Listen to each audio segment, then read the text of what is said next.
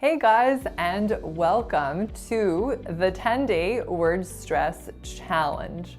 So if you have been learning the North American English accent, I'm sure you know by now that English is a stress-timed language, and both sentence stress and word stress are really crucial components for being well understood, for sounding natural, and for allowing you to achieve a natural rhythm when speaking in English. If you're new here, my name is Victoria, and this channel is all about American English. So, word stress, schwa reduction, linking, sentence stress, intonation, all of the topics that fall under the American English accent umbrella. If this is something you're interested in, I encourage you to subscribe and also hit that notification bell so that YouTube can let you know when I post new content.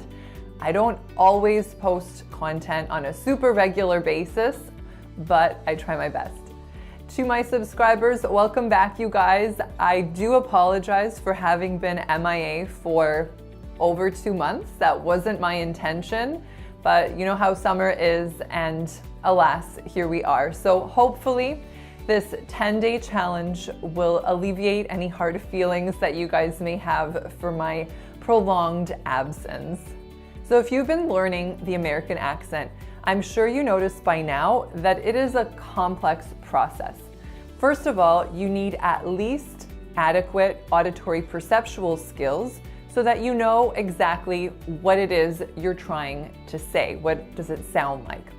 You also need at least adequate auditory memory skills. So not only do you have to be able to perceive what it is you want to say, you of course have to be able to keep that in your auditory memory so that you can use the word at a later time and not just immediately after hearing it. The third crucial element is, of course, at least adequate motor skills. So you have to be able to physically move your articulators, so your tongue, your lips, your jaw, such that you can produce the sounds and the words that you want. Now, if you've ever worked with me in the past, you know that I'm a huge proponent of working on your auditory perceptual skills. Because how are you supposed to say a word a certain way if you don't even know how it's supposed to sound, right? So having that under your belt is more than half the battle, is knowing, okay, did I hit the target or did I not hit the target? And oftentimes when I ask my clients, well, what do you think sounds better?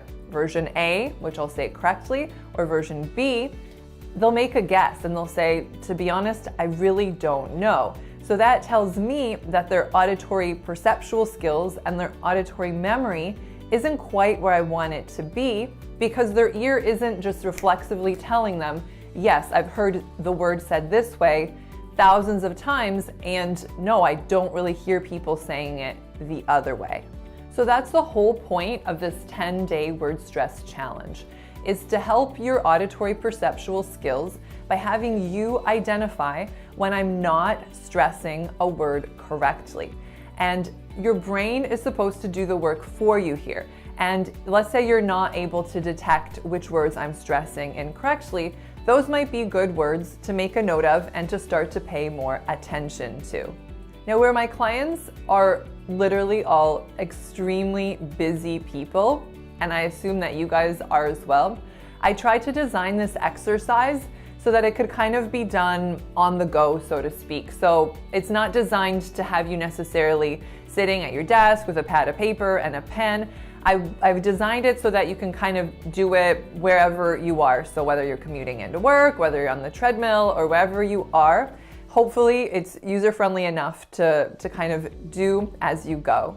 So what we're gonna be doing for this exercise is I'm gonna read you little segments of Alice's Adventures in Wonderland by Lewis Carroll. And the reason I've picked that book is because there is no copyright on it anymore, so I didn't have to deal with any of the logistical technicalities of copyright. But basically, in our 10-day challenge, I'm gonna be reading you chapter 1, divided into little sections. And each section will be about a sentence or two. And in each segment, I'm gonna incorrectly stress a handful of words. So between 1 and 4 words, And I chose that number specifically, again, so that you can do this on the go, so that you can keep those words in your working memory, or literally you can use one hand to count up how many words I'm not stressing correctly. So given that this book is not copyright protected anymore, you can of course find the full text for free online, and you're welcome to do that. But I would strongly encourage you guys to try to do this truly as an auditory perceptual training exercise, at least the first time through. So really use your ears, and even if you find this difficult, really try to go through the motions and try to get your ears to tell you which words don't sound natural, rather than following along with a written text, which we kind of tend to rely on, but it really doesn't usually help our auditory perceptual skills. So the final point I want to mention is that I've also tried to have in the back of my mind that many of you guys may be at different points in this journey. So to try to kind of make this helpful for everyone, here is what you can do to scale the difficulty level of this video up or down. So I'm going to read the little texts as I would naturally. But if you are finding that this is way too difficult and you're really having a difficult time, it may be helpful to slow down my playback speed by a little bit. And you can do that by going into your YouTube settings. And for most people, that speed option should be right there.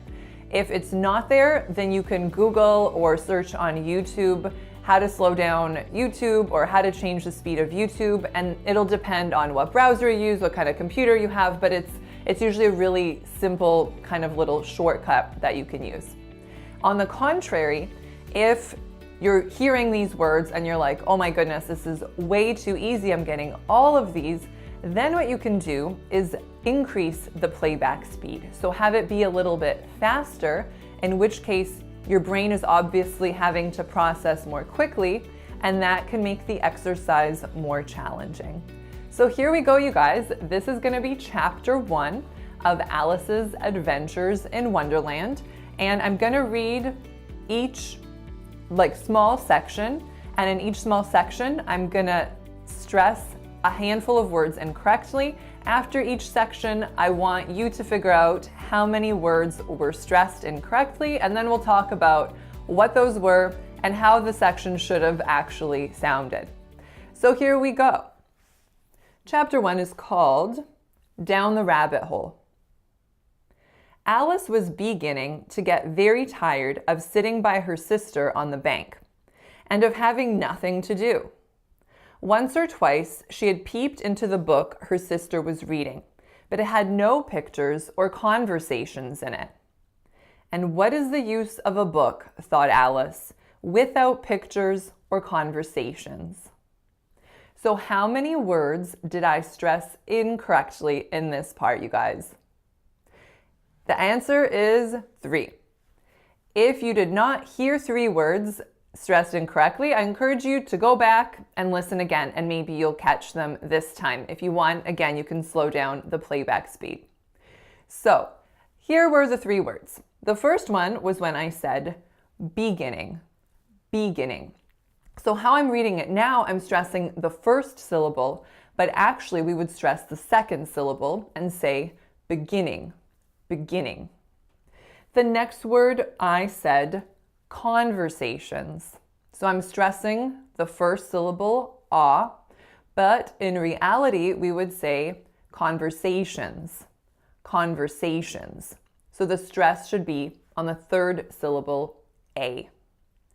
Finally, in this section, I said without, without, when in fact, the stress is supposed to be on out. So we should be saying without, without. So if I had stressed all 3 of those words correctly, our little section would have sounded like this. Alice was beginning to get very tired of sitting by her sister on the bank and of having nothing to do. Once or twice she had peeped into the book her sister was reading, but had no pictures or conversations in it. And what is the use of a book, thought Alice, without pictures or conversations? So next little part here, you guys, same question. How many words am I stressing incorrectly?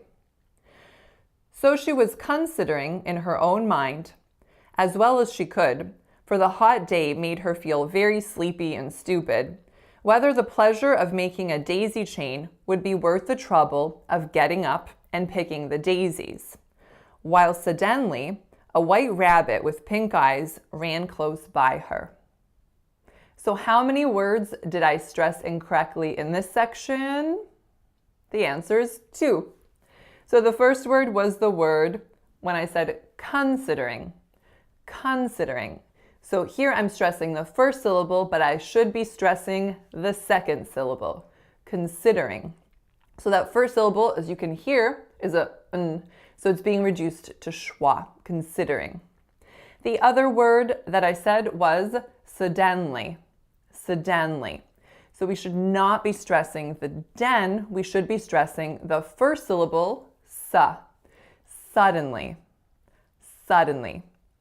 So that section should have been read like this.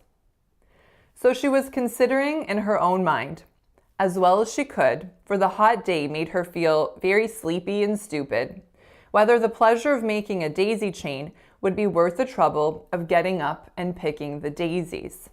When suddenly, a white rabbit with pink eyes ran close by her. So our next part here, same question. How many words am I stressing incorrectly? There was nothing so very remarkable in that. Nor did Alice think it so very much out of the way to hear the rabbit say to itself, oh dear, I shall be late." When she thought it over afterwards, it occurred to her that she ought to have wondered at this, but at the time, it all seemed quite natural.